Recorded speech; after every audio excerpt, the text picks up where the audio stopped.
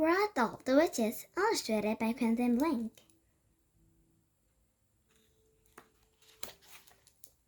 The meeting. Now that the manager had gone, I was not particularly alarmed. What better than to imprison in a room full of the splendid ladies? If I ever got talking to them, I might even suggest that they come and do a bit of cruelty to children preventing at my school. We could certainly use them there.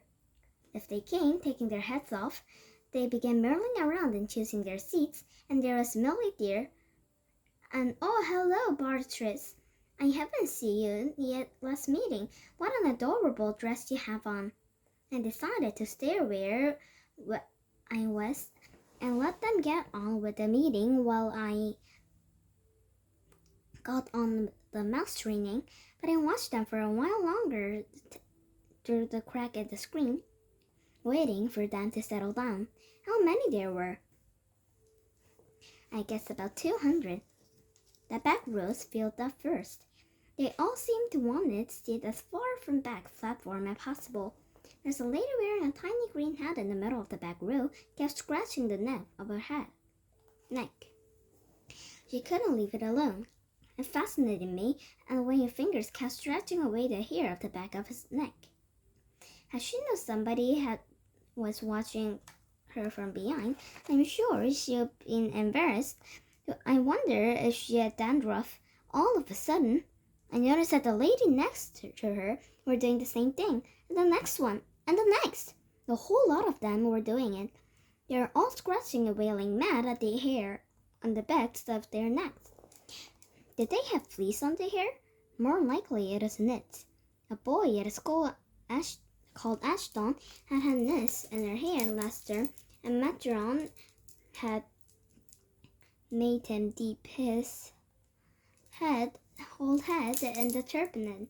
It killed the knits all right, but it nearly killed Ashton as well. Half of the skin came away from his scalp. I began to be fascinated by these hair-scratching ladies. It is always funny when you catch someone doing something coarse and she thinks no one is looking. Nose picking, for example, or scratching her bottom. Hair scratching are very nearly as attractive, especially if it goes on and on. I decided it had to be knits. Then the most astonishing thing happens.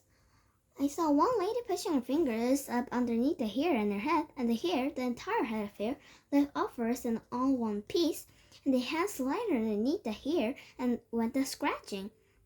She was wearing a wig. She was also wearing gloves. I glanced swiftly around the rest of the tailgated audience. Every one of them were wearing gloves. My blood turned to ice. I began to shake all over. I glanced frantically behind me for a back door to escape through. There wasn't one. Should I leap out from behind the screen and make a dash for the double doors? Those double doors were already closed, and I could see a woman standing in front of them. She was bending forward and fixing some sort of a metal chain around the two door handles. Keep still, I told myself. No one has seen you yet. There's no reason in the world why they should come and look behind the screen. But one false move and cough, one sneeze, one nose blue, and one little sound of any sort, and it'll be just the one which gets you. It'll be 200. At that point, I think I fainted.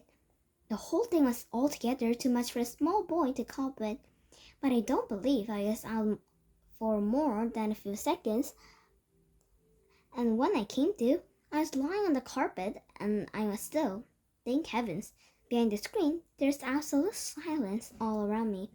Rather shakily, I got to my knees and peered once again through the crack in the screen.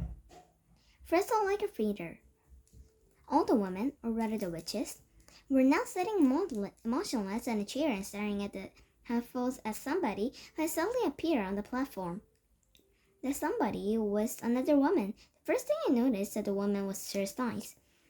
She was tiny, probably no more than 4.5 feet tall. She looked quite young, I guess about 25 or 6, and she was very pretty.